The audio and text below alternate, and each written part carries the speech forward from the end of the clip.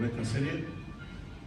Y si la semana pasada estuvimos hablando acerca del libro de Nehemías y dimos un repaso a todo el libro, hoy nos vamos a ir al Nuevo Testamento y vamos a ver una carta. Y es la carta a los filipenses. Así que venid adelante porque vamos a desarrollar toda la carta. Obviamente no nos vamos a parar en todos los versículos que nos gustaría, que quisiéramos, ¿no?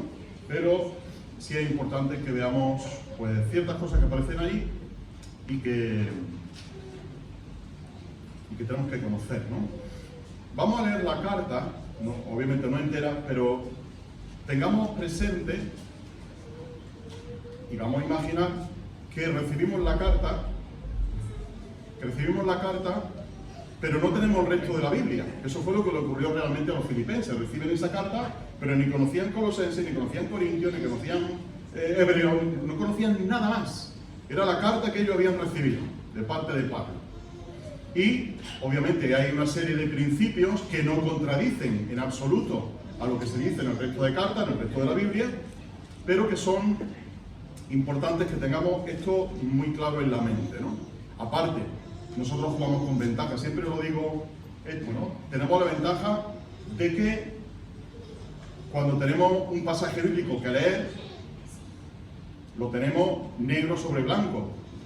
Y tenemos la ventaja de saber qué ha dicho antes y qué se va a decir después, ¿no? Pero el que estaba oyendo en ese momento, imaginaos una parábola de Jesús, el que estaba oyendo no sabía qué venía después, no sabía cómo iba a desarrollarse el curso de la parábola. Nosotros sí, por eso jugamos con cierta ventaja y en algún punto es también un prejuicio, un pretexto que tenemos para saber qué viene después, ¿no? Digamos que nosotros en ese sentido, como dicen los jóvenes de ahora, podemos hacer un spoiler, ¿no? Y los filipenses pensaban que ellos no estaban leyendo la carta, ellos estaban oyendo la carta. Viene una persona, recibe la carta y alguien, el que la ha recibido, el que la ha traído, se pone allí delante de la congregación y la lee. No sabe de qué estaba hablando Pablo ya sabéis que no estaba dividida en capítulos, porque la división vino luego ya mucho más tarde, muchísimo más tarde. No sabía de qué estaba hablando Pablo, nada más que en el momento en que se iba leyendo las cosas.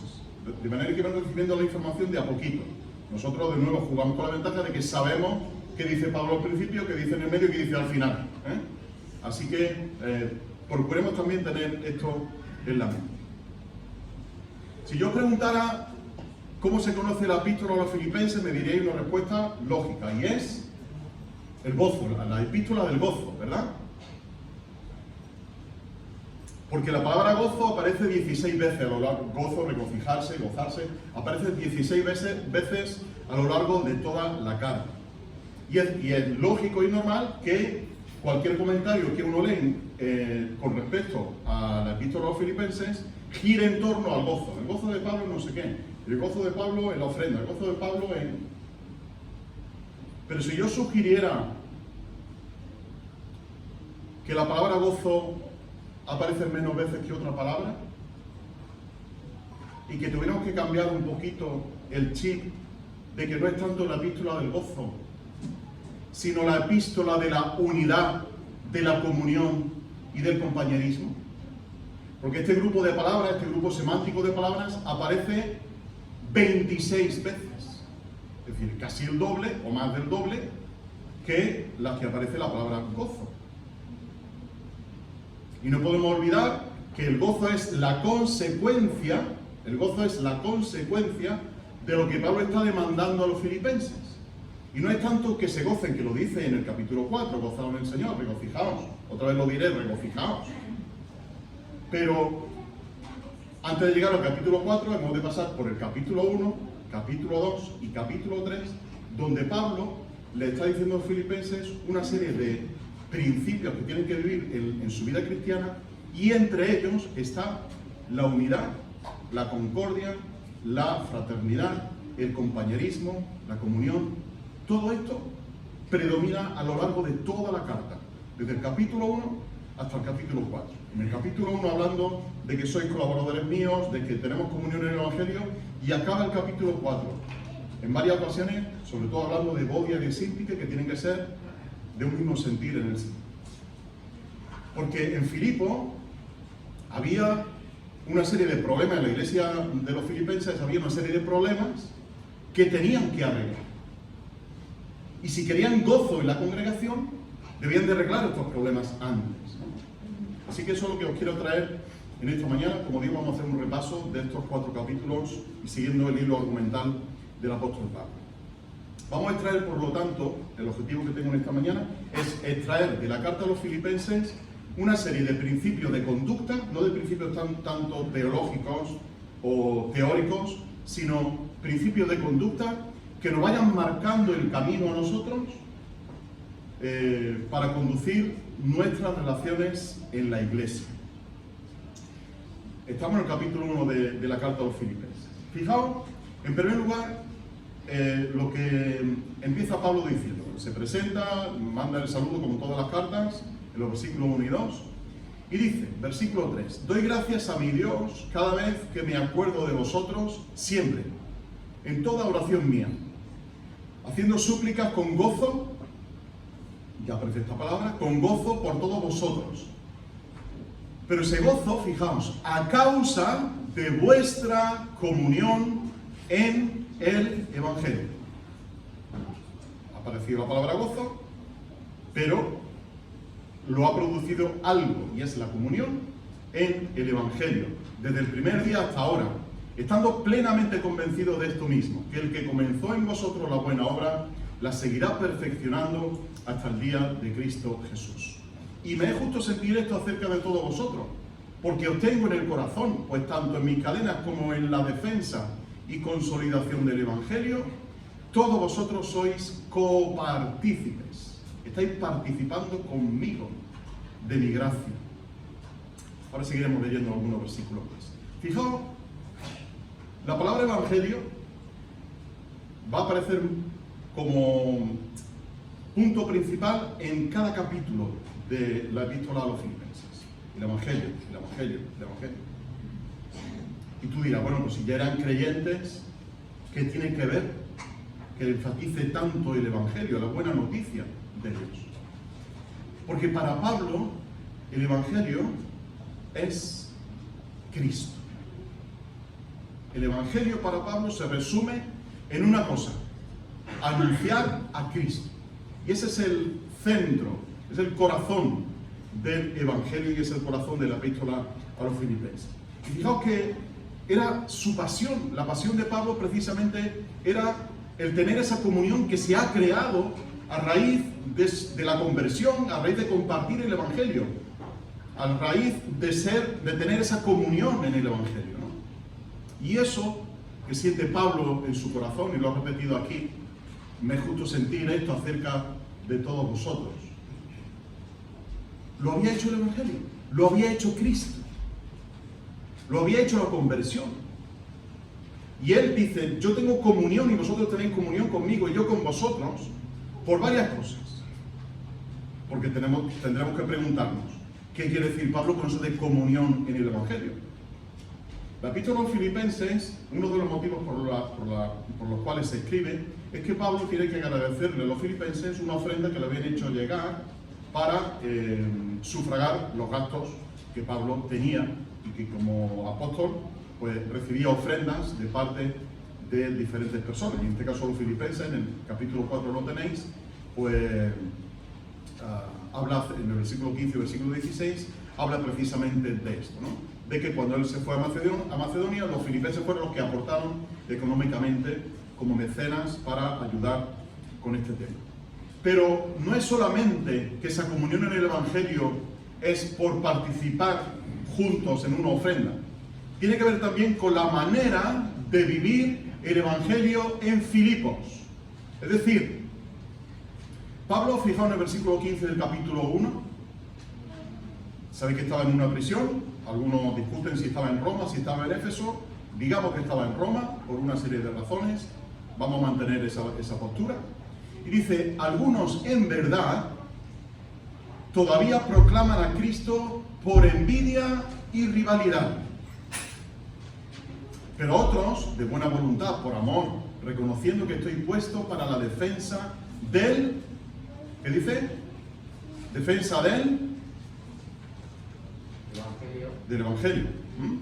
Pero aquellos anuncian a Cristo por rivalidad, no con recta intención, pensando añadir aflicción a mis cadenas.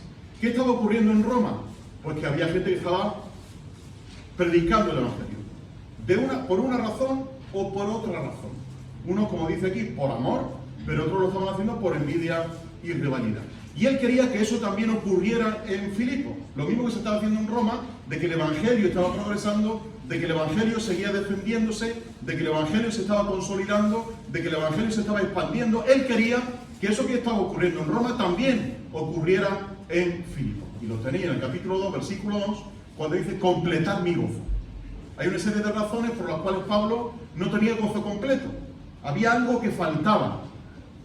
No era el número de creyentes que había en Filipo, no era el número de reuniones que tenían en Filipo, era otra serie de cosas que impedían que Pablo tuviera el gozo completo, ¿no? Así que esto es el motivo por el cual Pablo dice que hay comunión en el Evangelio. Y él quería, como digo, que eso se desarrollara también en Filipos.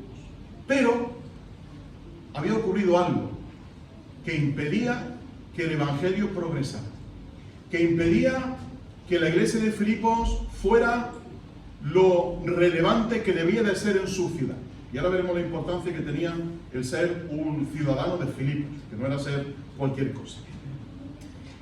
Y era que había algo que estaba poniendo en riesgo el Evangelio en Filipos. Y curiosamente, no era la persecución de afuera,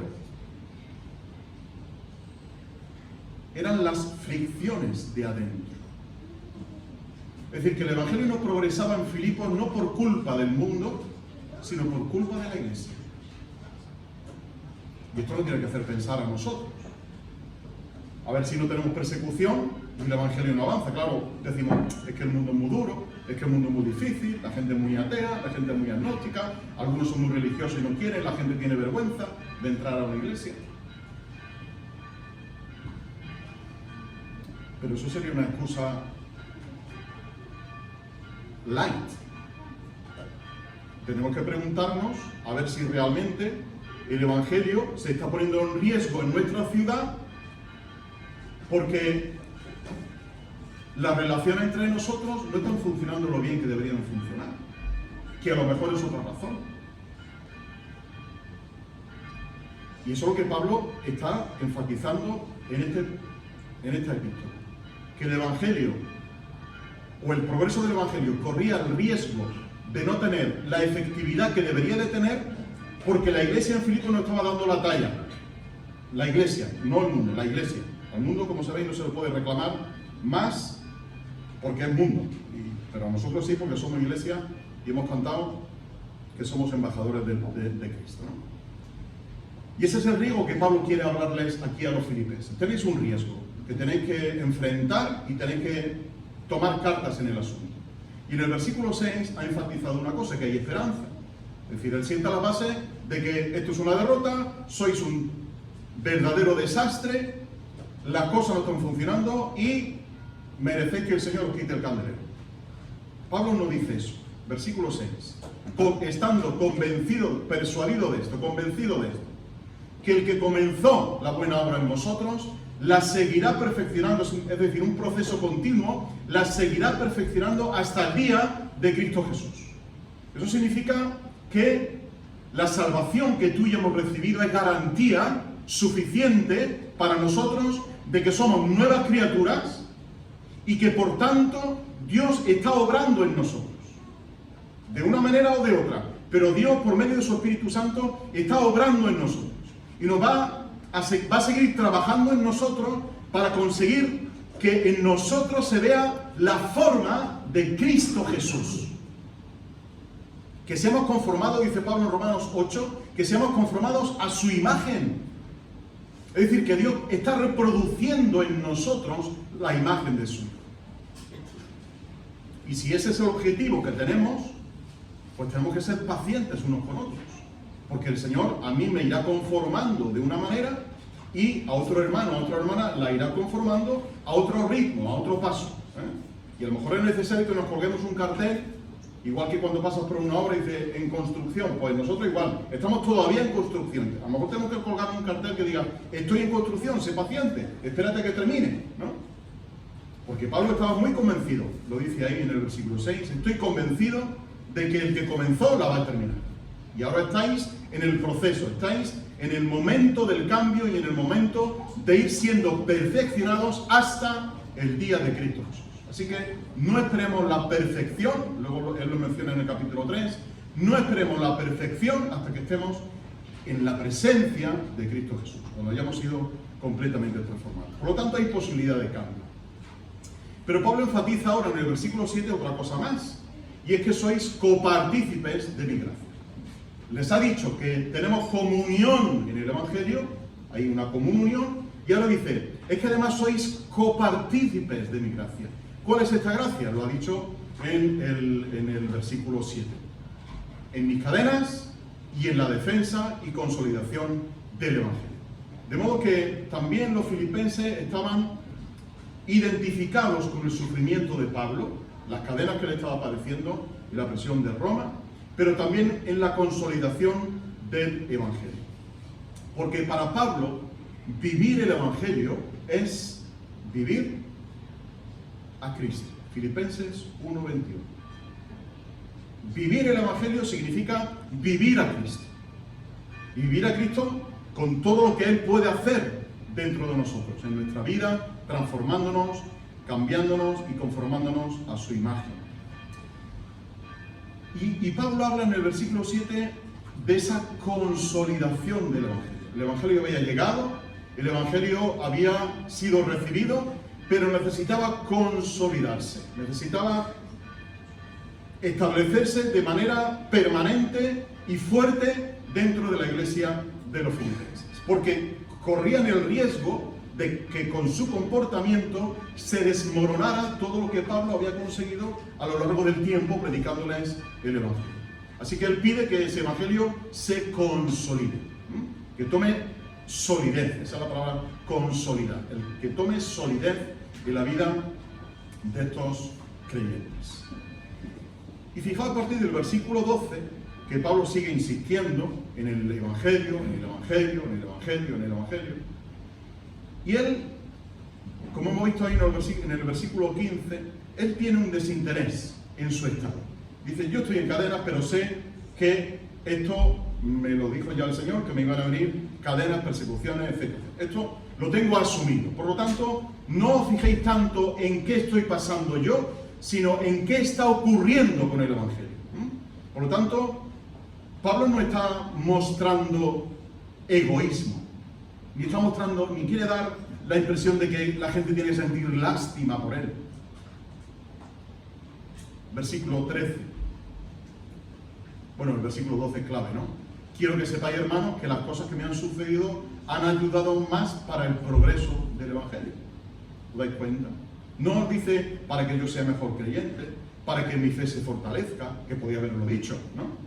Sin embargo, él dice, estoy pasando esto porque esto ha ayudado al progreso del Evangelio.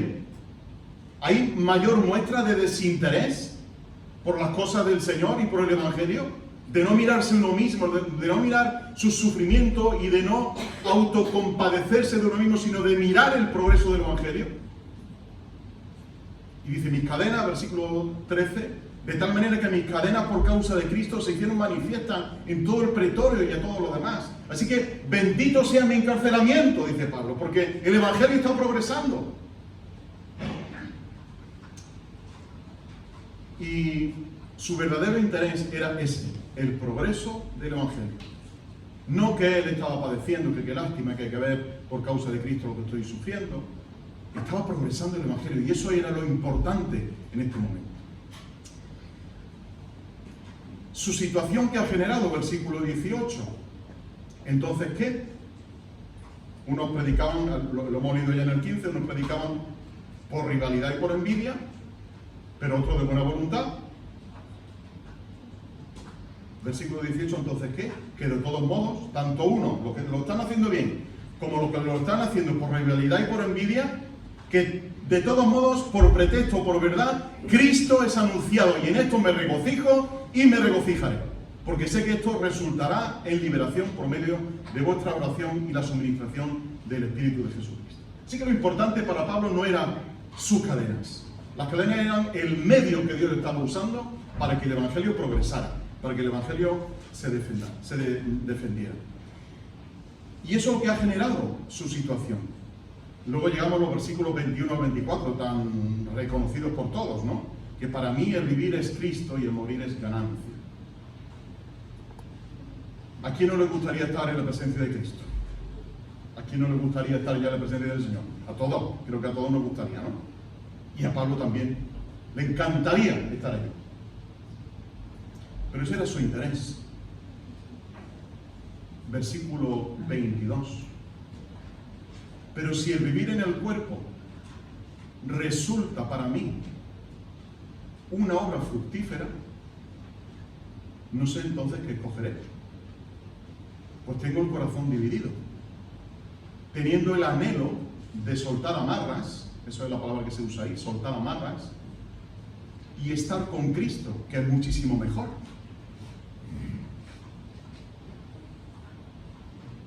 Pero quedarme en la carne es más necesario para vosotros. Y persuadido de esto, sé que permaneceré y continuaré ayudándoos a todos vosotros para vuestro progreso y gozo de la fe, a fin de que vuestro orgullo en Cristo abunde a causa mía por mi presencia otra vez con vosotros. Imagínate a Pablo pensando: estoy en prisión, aquí en una mazmorra fría, llena de humedad, llena de bichos, quizá atado realmente y físicamente con cadenas. A mí me gustaría estar ya con Cristo. ¿A qué voy a seguir padeciendo esto? No merece la pena. Estar con Cristo es muchísimo mejor. Pero dice Pablo, hay una cosa que es necesaria. O sea que era o su deseo, y quedamos con este concepto, o su deseo y su interés, entre comillas, o qué era lo mejor para los demás. ¿Os dais cuenta? ¿Qué es lo mejor para mí? ¿O qué es lo mejor para los demás? Dice Pablo, yo sé que lo mejor es que esté con vosotros, que no me vaya con Cristo. Esto es lo mejor. Y sé que voy a estar el tiempo que tenga que estar en prisión, que tenga que hacer lo que tenga que hacer, pero estoy convencido de que voy a permanecer y voy a continuar. Pero Pablo no deseaba estar con Cristo, sí, pero es mejor quedarse ahora aquí. Es vuestra necesidad, no mi interés. Y os decía que os quedaréis con este concepto porque va a ser lo que va a desarrollar a lo largo del resto de los capítulos. ¿Dónde estamos poniendo nuestros intereses? ¿En nosotros mismos o estamos considerando el bienestar de los demás? Es decir, ¿tengo que defender mi derecho legítimo y mi deseo legítimo? ¿O tengo que ver la necesidad de mis hermanos en la congregación para ver si son más necesarios los intereses de los demás que los míos propios?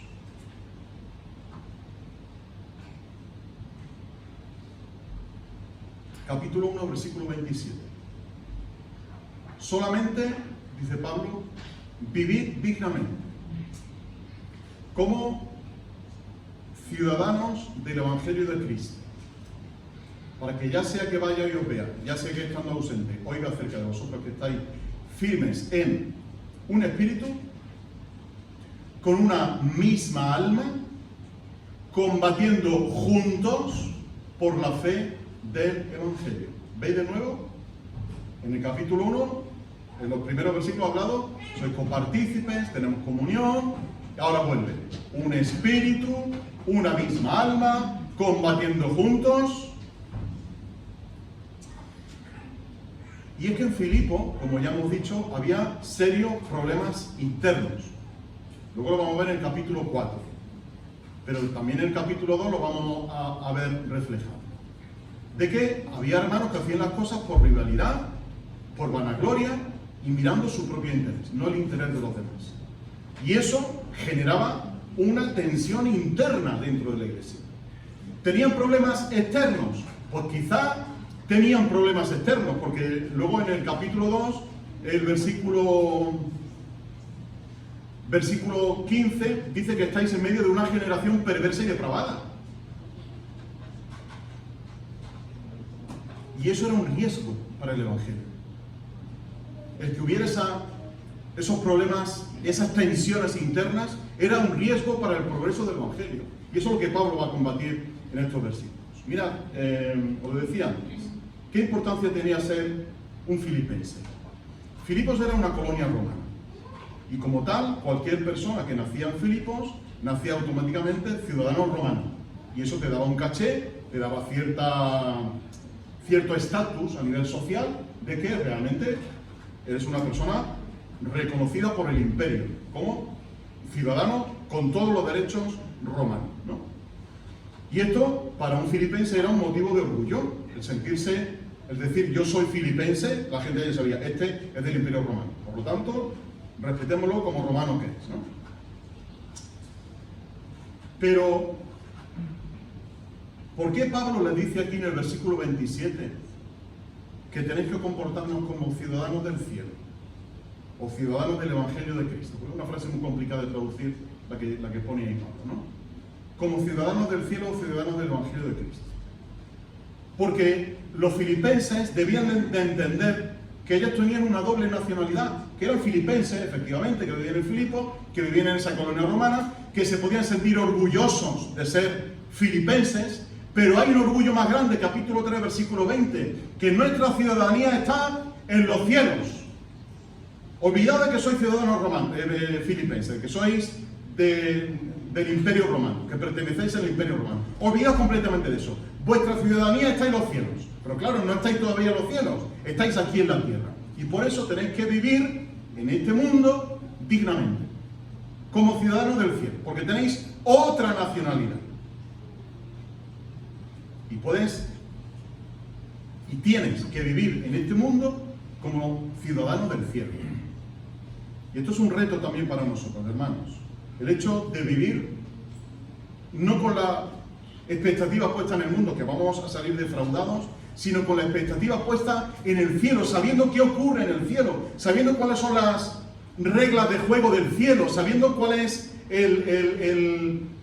la constitución del cielo, ¿no? Y para eso ahora tendremos que leernos el Sermón del Monte para entender realmente cómo debe de vivir un ciudadano del cielo.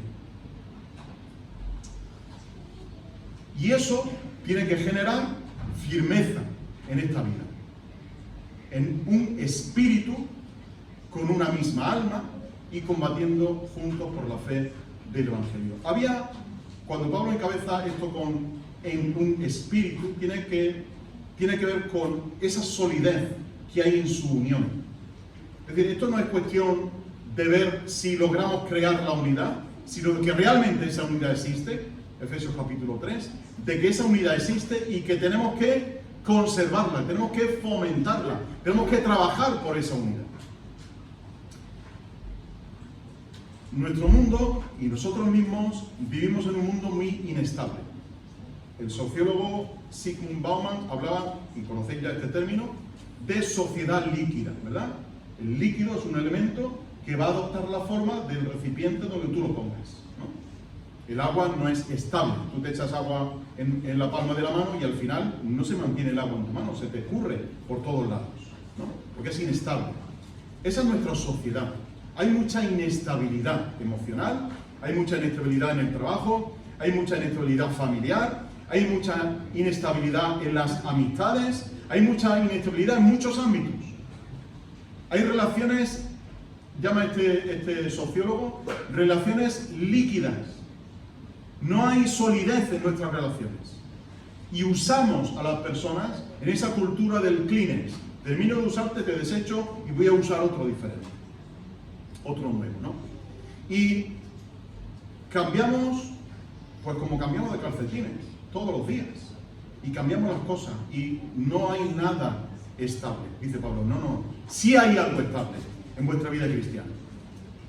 Y lo que hay de estable en vuestra vida cristiana es la comunión la firmeza en un espíritu. De manera que hay solidez en vuestra vida.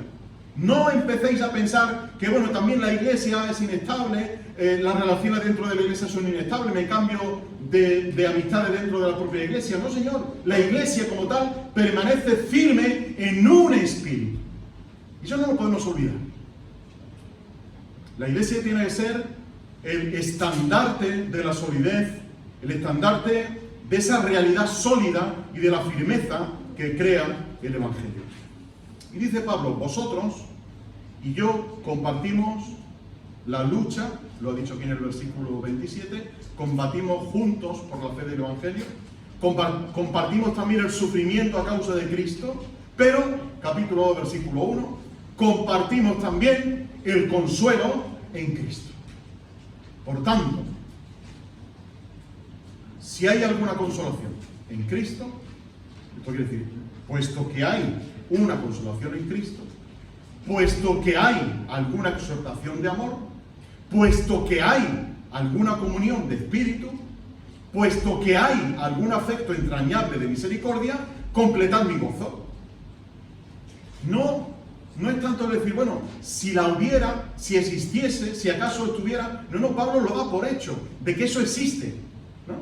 Y que esa condición que él pone aquí no es una condición de si hubiera algo, él lo da por hecho, de que hay consolación, de que hay exhortación de amor, de que hay comunión de espíritu y que hay efecto entrañable de misericordia. Los hay.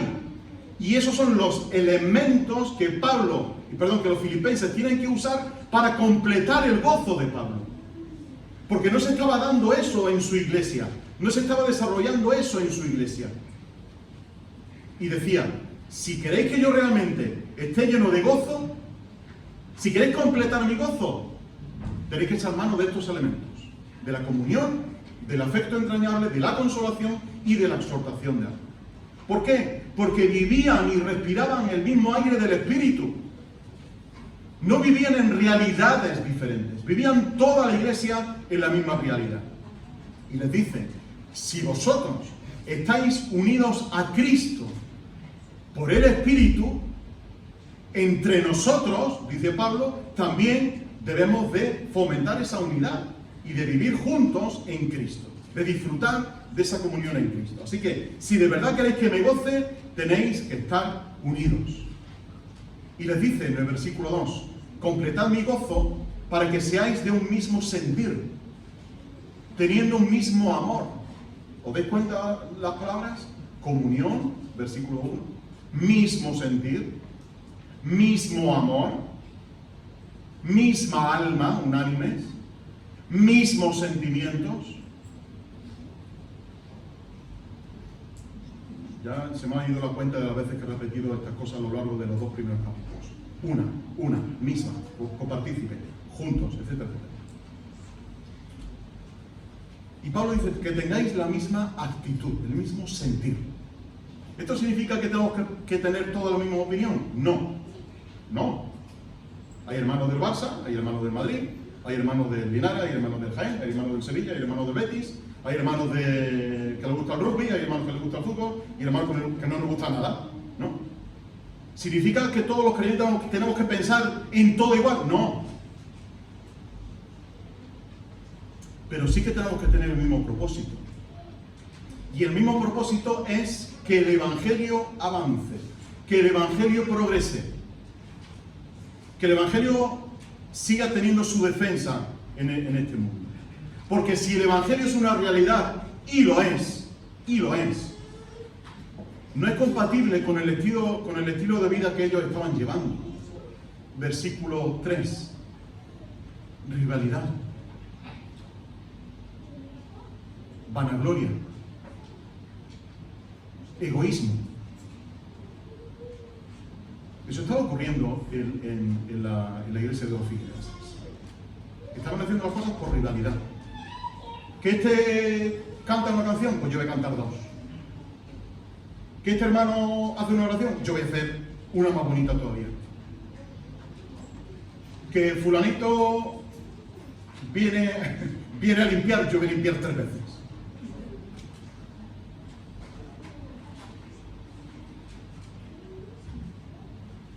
Y eso es rivalidad. ¿Os dais cuenta? Y eso ocurría aquí. Y por eso Pablo no estaba del todo gozoso. Completad mi gozo, pero quitad de entre vosotros la rebelión y la vanagloria. Esas aflicciones internas que estaban originándose, o que se estaban dando de hecho en la iglesia de los Filipenses. Y dice Pablo, para acabar, para arreglar esta situación que tenéis, hermanos y hermanas, tenéis que acabar con la murmuración y con la crítica. Versículo 14 del capítulo 2. Haced todo sin murmuraciones ni discusiones. Suena esto, ¿verdad? No hemos cambiado. La sociedad del primer siglo o la iglesia del primer siglo a la iglesia del siglo XXI, no hemos cambiado. ¿Qué uno hace? Se discute. ¿Qué otro hace? Se discute. La manera, la forma, el color, el tamaño, el contenido, todo. Discutimos absolutamente por todo. ¿Y os dais cuenta el mandato tan claro que hay aquí? Lo que hagáis, hacedlo sin murmuraciones ni discusiones. Se acabaron las discusiones, hermanos, se acabaron. Paremos de discutir, paremos de murmurar unos con otros, paremos de ser rivales unos de otros. Paremos de buscar nuestra vanagloria. Que eso era para el mundo grecorromano, para un romano de aquella época, la gloria era, bueno, el considerarse importantísimo dentro de su círculo de vida, ¿no? Dentro de su sociedad, considerarse una persona importante. Dice Pablo, es que eso no se tiene que dar en la iglesia, eso es vanagloria. No sirve de nada, no tiene contenido ese tipo de gloria. Y Pablo es duro con estas palabras, está dando imperativos. Nada hagáis por rivalidad. Haced todo sin murmuraciones ni discusiones. La iglesia del primer siglo no era perfecta. La iglesia del siglo XXI no es perfecta. Y el llamamiento de la palabra del Señor para los hermanos del primer siglo es el mismo llamamiento para la iglesia del siglo XXI. Que por todo discutimos, por todo murmuramos, por todo criticamos, por todo. Y no hay cosa que se pueda hacer con tranquilidad dentro de la iglesia, porque no va a ser que a alguien le siente mal. Ni murmuraciones, ni discusiones. Y esas fricciones, versículo 3, esas fricciones internas se solucionan de una manera. No hagáis esto, ni por esto, ni por lo otro, sino con humildad. Decía un sabio de la Asamblea del Amor, precisamente Henry Rosier, que en las luchas entre hermanos no puede haber vencedores ni vencidos. Todos deben ser vencidos para que Dios triunfe. La repito porque es una frase para enmarcarla. En las luchas entre hermanos no puede haber vencedores ni vencidos. Todos deben ser vencidos para que Dios triunfe. Los filipenses debían de entender de una vez por todas qué significaba ser pueblo de Dios en Filipos. Tenían que entenderlo y tenían que comportarse como verdaderos ciudadanos de Filipos, pero como ciudadanos del cielo, ¿no?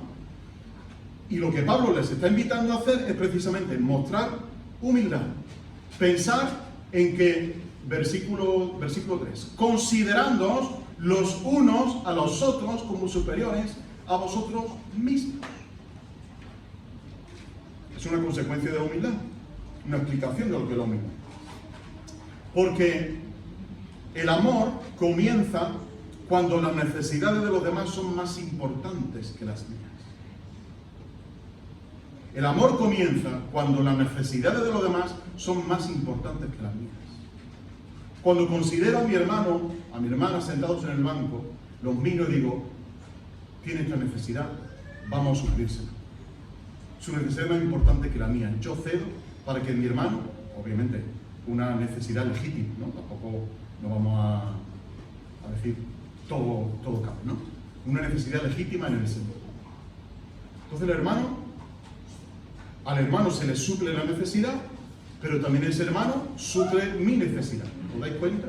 Es decir, que no estamos cada uno aquí para satisfacer nuestra propia necesidad, sino para que el hermano supla la mía y yo supla la del hermano. ¿Os dais cuenta? Hay un equilibrio perfecto en estas cosas. Por eso tenemos que tener, versículo 4, una vida alocéntrica, es decir, centrados en los demás. No una vida egocéntrica, sino una vida alocéntrica. Versículos 6 al 11. Obviamente aquí hay una serie de consecuencias teológicas impresionantes con este himno cristológico que Pablo escribe, que posiblemente se cantara en aquella época, fuera algo muy conocido por todos, y él lo recoge aquí, o que simplemente él lo escribió como un poema, ¿no? Pero tiene forma de poema, es un cántico que él recoge aquí. Como digo, tiene una serie de implicaciones teológicas que ahora no nos vamos a parar porque no nos daría el tiempo ni la semana, ¿no? Pero pone el ejemplo de Cristo.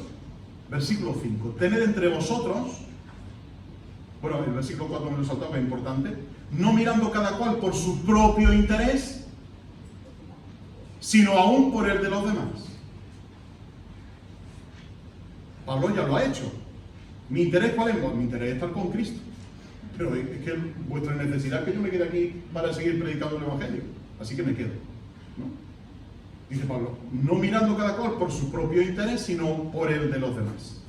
Tened entre vosotros este sentimiento que hubo también en Cristo Jesús. Y presenta a Cristo Jesús como la antítesis del egoísmo, como lo opuesto a la vanagloria, como lo opuesto al egoísmo, como lo opuesto a pensar en uno mismo. Versículo 6. El cual, existiendo en forma de Dios, no consideró aprovecharse de ser igual a Dios, que lo podía haber hecho. Ahí la palabra es aprovecharse.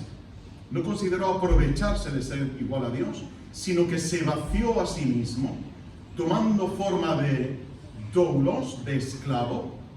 Siervo es una palabra con menos carga semántica, ¿no? Pero aquí la palabra es doulos, esclavo. Haciéndose semejante a los hombres y mostrándose en apariencia como hombre, se humilló. Esa palabra es la misma que ha dicho antes en el versículo 3, sino con humildad. Tenéis el ejemplo de Cristo, que se humilló a sí mismo, haciéndose obediente hasta la muerte y muerte de cruz. Por lo cual también Dios lo exaltó hasta lo sumo y le dio el nombre que es sobre todo nombre, para que en el nombre de Jesús se doble toda rodilla de los que están en los cielos y en la tierra y debajo de la tierra, y toda lengua confiese que Jesucristo es Señor, para gloria de Dios Padre. Y a esto diríamos un gran amén. El código de honor de la sociedad grecorromana era la virtud. Platón, Aristóteles, esta gente hablaba de la arete, de la virtud. Pablo luego usa esta palabra en el capítulo 4, versículo 2. De la virtud. Y la virtud de un griego, de un romano, era la autosuficiencia. Era la persona que no necesitaba a nadie para hacer las cosas.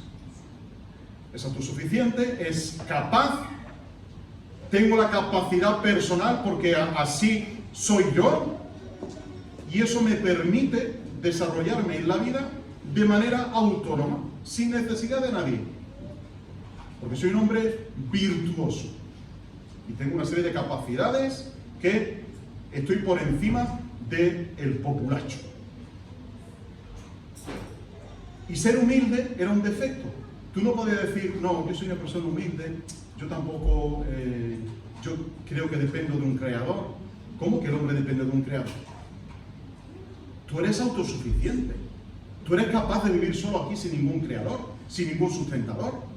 Tú no necesitas a nadie para seguir desarrollando tu virtud en esta sociedad. Y eso estaba afectando a la iglesia en Filipos. Estaba afectándolo porque ellos pensaban que eran gente virtuosa, que eran gente capaz, que eran gente autosuficiente. Sin embargo, Cristo se humilla. Cristo se humilla, haciéndose obediente hasta la muerte, y pensó de sí mismo, versículo 6, que no debía de aprovecharse de ser igual a Dios, sino que se vació, se despojó a sí mismo. Él tuvo esa valoración adecuada de sí mismo, dice Pablo. Esa actitud es la que vosotros debéis de tener, de ser gente que se piense que son gente dependiente. Y eso va a generar que miremos el interés de los demás y no el propio. Y la humildad, hermanos y hermanas, consiste en eso precisamente, en sentirse dependiente del Señor en primer lugar. Sentirse dependiente de que nos necesitamos unos a otros, de considerar al otro como más importante que a uno mismo, de poner las necesidades de los demás por encima de las nuestras propias. Y ahí tenéis 1 Corintios capítulo 10 que refuerza esta idea.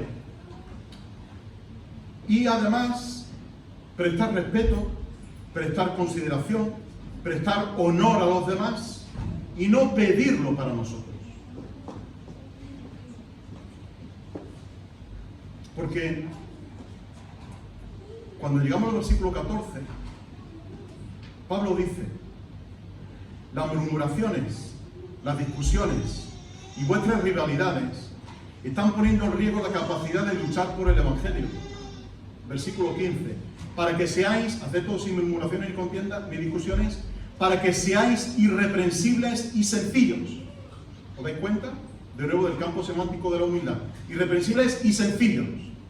Hijo de Dios sin tacha en medio de una generación perversa y depravada, entre los cuales resplandecéis como luminares en el mundo, haciendo firmemente la palabra de vida para gloria mía en el día de Cristo, de que no corrí en vano ni en vano me fatigué.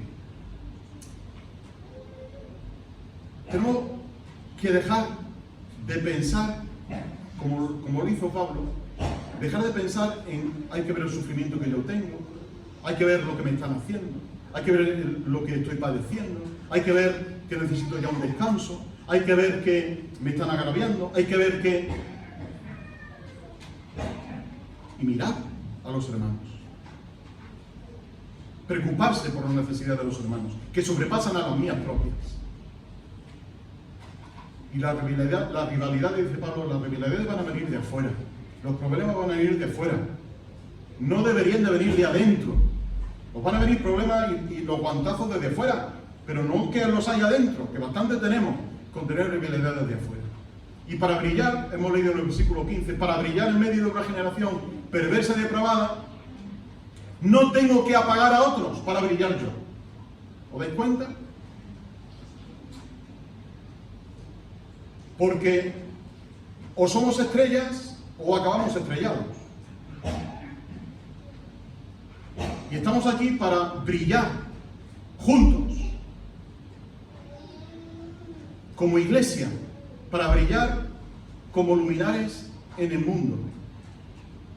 Y para brillar como un luminar en medio de nuestra sociedad, en medio de Linares, para brillar correctamente, tenemos que usar, versículo 16, la palabra de vida. Esto no viene por tener 40 ministerios diferentes. Esto no viene porque todo el mundo esté ocupado, que lo debemos de estar. Esto viene porque tengamos la palabra como prioritaria en nuestras reuniones, en nuestra vida, y que la palabra sea carne en nosotros. Por eso Pablo usa esa palabra, haciendo firmemente la palabra de vida. En los versículos 19 al 30, Pablo insiste. En el 17 vuelve a repetir la palabra compartir mi gozo con todos vosotros. Versículo 18, compartir vuestro gozo conmigo. Compartir juntos, uno, ¿veis? Y pone el ejemplo de dos personas, Timoteo y Epafrodito. Timoteo dice, versículo 20, dice de él, no tengo a ninguno de iguales sentimientos. Si alguien se puede parecer más a mí en cuanto a los sentimientos, ese es Timoteo. Y yo creo que el sentimiento que está hablando Pablo es lo que ha dicho en el capítulo 2 y versículo 5. Este sentimiento que hubo también en Cristo Jesús. El sentimiento de desprenderse por los demás, de tener interés por los demás. ¿Y cómo sabemos que Timoteo tenía interés por los demás? Versículo 21. El final del 20, perdón. Quien genuinamente se interesará por vuestras cosas, porque todos buscan lo suyo propio, no las cosas que son de Cristo Jesús. ¿Os dais cuenta?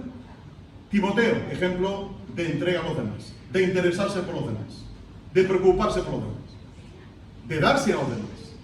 porque cada cual está buscando lo suyo. Pero Timoteo, dice Pablo, Timoteo está buscando las cosas de Cristo Jesús. Está buscando vuestro bien. Hay por ahí, no sé de qué pueblo de Jaén, pero el pueblo de los apañados, ¿verdad? ¿Estando yo apañado? Bueno, dice que sí, para que saben por dónde voy, ¿no? No voy a decir el nombre. Y los mexicanos dicen, primero mis dientes, ¿lo sabéis este Fran? Y luego mis parientes, ¿no? Estando yo tranquilo, pero es que eso no es la actitud, dice Pablo. Timoteo no es así. Fijaos en Timoteo. ¿Timoteo qué está buscando? Está buscando lo suyo propio. La sociedad se va a comportar buscando cada uno lo suyo, pero Timoteo no. Timoteo no busca lo suyo propio, Timoteo busca lo vuestro.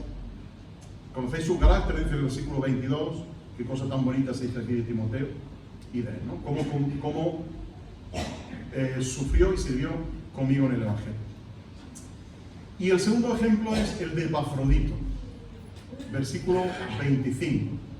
Mi hermano y colaborador, trabaja juntamente conmigo, y compañero, que comparte el pan conmigo, compañero de milicia, vuestro enviado y servidor de mi necesidad. Y ahora fijaos, algo que pasamos por alto de Epafrodito.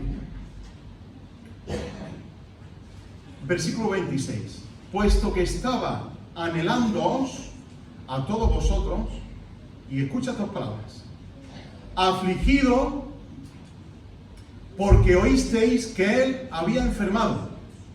Es decir, que Epafrodito se pone malo hasta una enfermedad casi de muerte.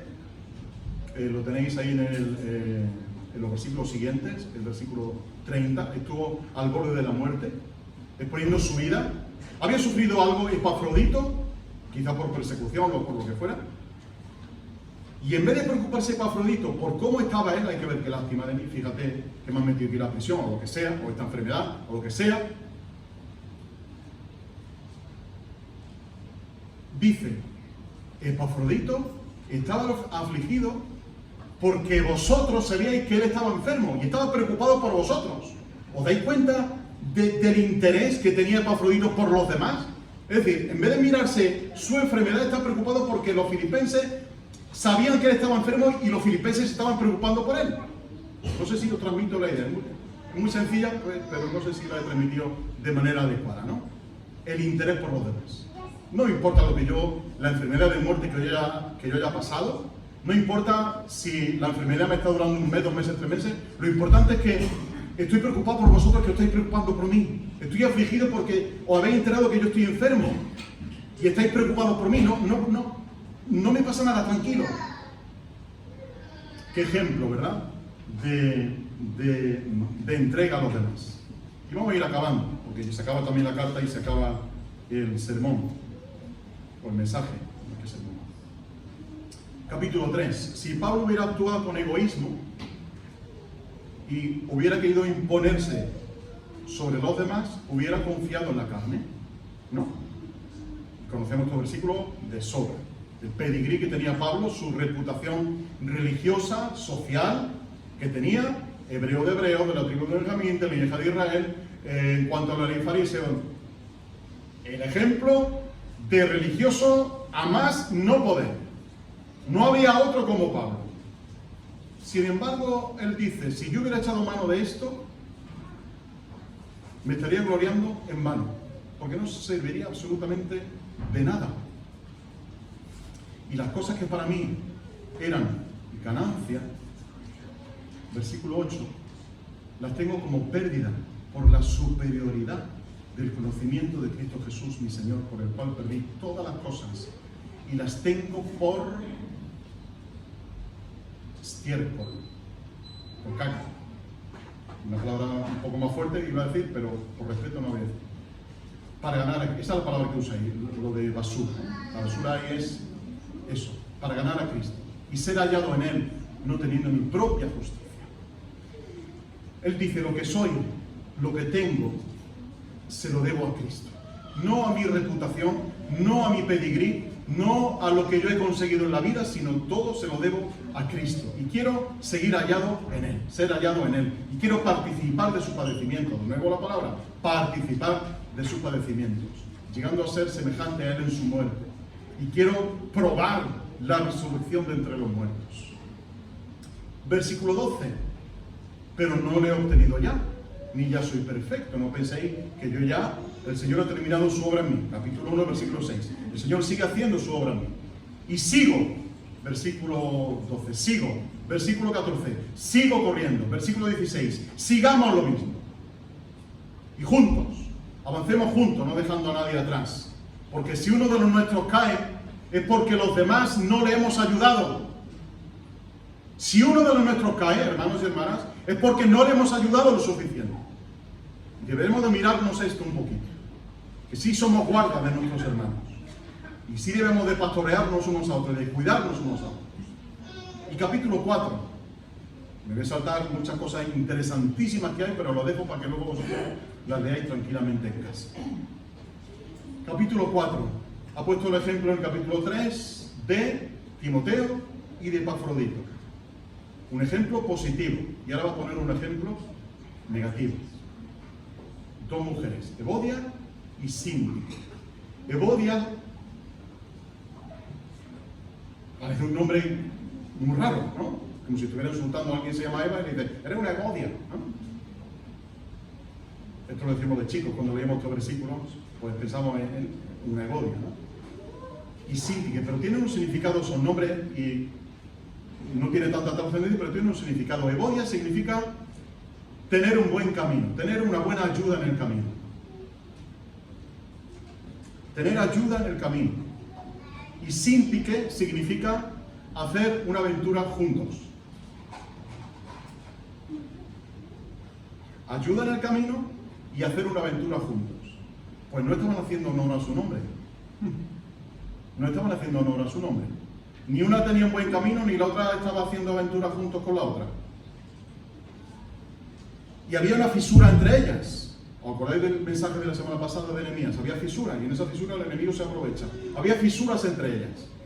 Y Pablo no se decanta ni por Evodia ni por Síntique. Por ninguna de las dos. Le dice, oye, que Evodia le pide perdón a Síntique o que Síntique le pida perdón a Evodia.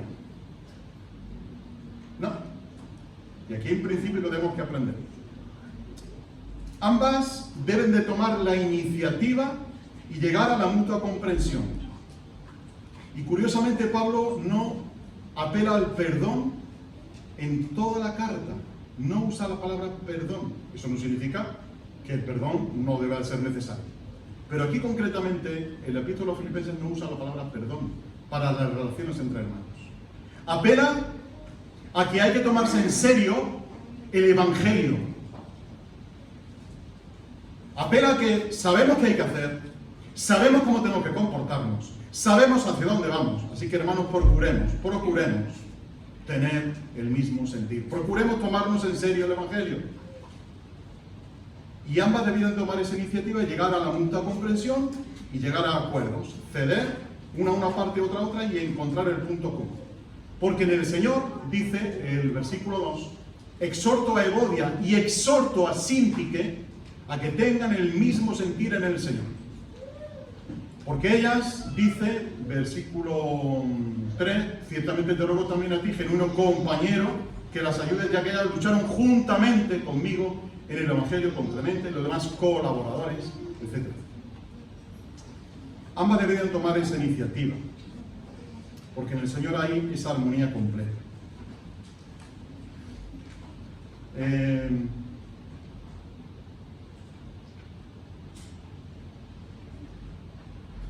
Voy a ser muy claro con esto.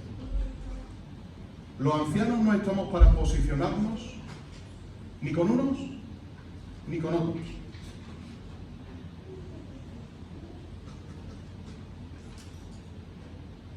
Porque sería contravenir lo que Pablo está diciendo o está haciendo aquí.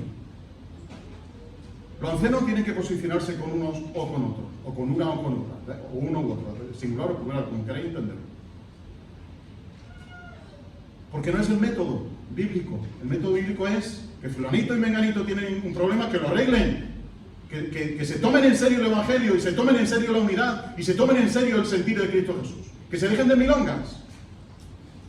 ¿Entendéis? Y creo que estoy siendo suficientemente claro con este tema. Así que acabo. Hay muchas cosas más de las que hablar en el capítulo 4, en cuanto al versículo 8, versículo 9, versículos preciosísimos. Pero la conclusión es esta.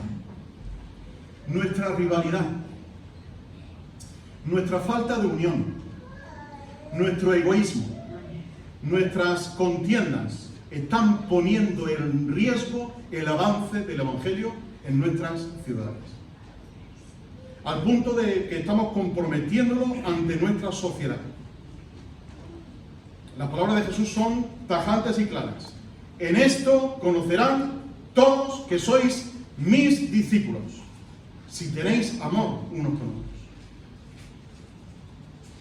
Y con esto cerraríamos y acabaríamos. Y sería legítimo y suficiente. Pero si nos interesa realmente el Evangelio, hermanos, y no nos interesa nuestra reivindicación de derechos legítimos y personales, miremos a Cristo de una vez por todas. Miremos el ejemplo de Cristo de una vez por todas. Y humillémonos como si humilló Cristo de una vez por todas. Veamos qué hizo Él. Siendo el Señor de señores, siendo Dios, no se aprovechó de ser igual a Dios, sino que se humilló. Y yo soy más que Dios, no me voy a humillar. Las cosas, si realmente nos interesa el Evangelio, las cosas funcionan de otra manera. Las cosas funcionan a la base de humildad, funcionan a la base de mirar las necesidades de los hermanos y hermanas, no mirar las mías, y de buscar la gloria de Cristo. Y dejémonos de milongas, dejémonos de historias y dejémonos de cosas que nos van a venir de unos y de otros. Miremos a Cristo. Hasta que no miremos a Cristo, hermanos y hermanas, la obra, el progreso del Evangelio no avanzará. Hasta que no cedamos nuestra parte, le dejemos la parte a Cristo. Que Él presida nuestra vida, presida nuestras reuniones, presida nuestra iglesia en ese ambiente de humildad, de humillarse delante del Señor y de mirar al hermano y sus necesidades como superiores a nosotros mismos. Damos por concluido este tiempo de exhortación en cuanto a estas cosas. Esto no significa que a vivir todo el mundo... No, vamos a seguir trabajando en este tema. Pero así de manera más directa queremos acabar aquí. Con el ruego delante del Señor de que avancemos, hermanos, y el Evangelio tiene que seguir avanzando en Linares. No se puede detener. Y para eso no hace falta hacer una campaña y decir, vamos a organizar un día para repartir miles de folletos. No, empecemos por donde hay que empezar. Por humillarnos, por dejarnos las rivalidades, por dejarnos las contiendas y mirar a Cristo, mirar su ejemplo y decir, Señor, quiero seguir el ejemplo de Cristo. Amén.